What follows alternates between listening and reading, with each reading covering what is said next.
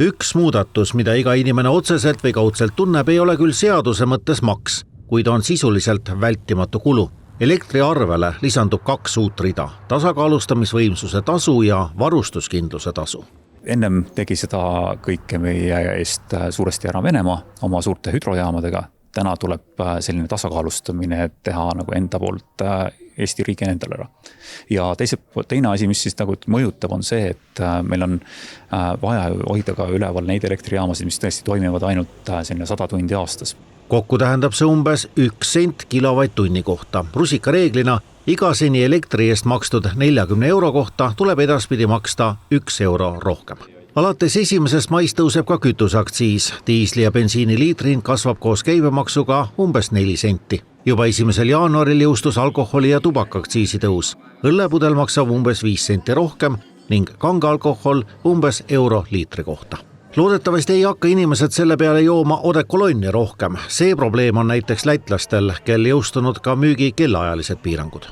Atkarībā no veikala atrašanās vietas kaut kur no 2 līdz 10 reizēm pat.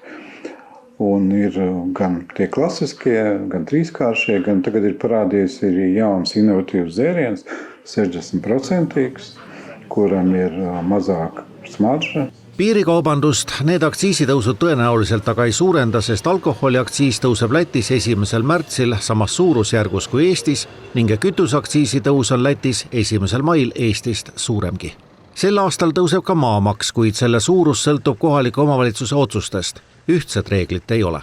Mure on siiski suur. Eelmisel aastal jättis maamaksu tähtajaks tasumata 25 000 inimest. Ma arvan, see ongi kõige suurem üleskutse, et kui inimestel on keeruline aeg, et siis kindlasti ka otse Maksu- ja Tolliametega eelnevalt suhelda.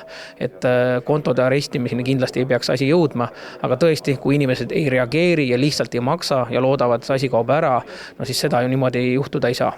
Kõik maksud ei kasva. Keskmine automaks hoopis langeb, sest lisanduvad soodustused väikebussidele ning autod on aastaga ju ka aastajagu vanemaks jäänud.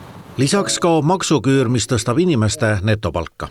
Järgmisest aastast, kui see sama maksuküür kaob, tähendab see seda, et see 1500 eurot, mis kõigil oleks võinud jääda oma vajadusteks, valikuteks, jääb kõigile kätte, keda see puudutab. Nii et rahaliselt igal juhul läheb lihtsamaks oluliselt. Võit on aga ebaühtlane ning peaminister rääkis aastasest võidust keskmisel inimesel. Varem kehtis maksuvaba piir 654 eurot ainult kuni 1200 eurot teenivatele inimestele. Seejärel hakkas vähenema ja kadus täielikult 2100 euro juures. Sellest aastast on maksuvaba tulu kõigil 700 eurot. See tähendab, et kuni 1200 eurot teeniva inimese netopalk kasvab umbes 10 eurot kuus, kõrgema sissetuleku korral aga järjest rohkem, kuni maksimaalse kasuni 154 eurot kuus neil, kes teenivad 2100 eurot või enam.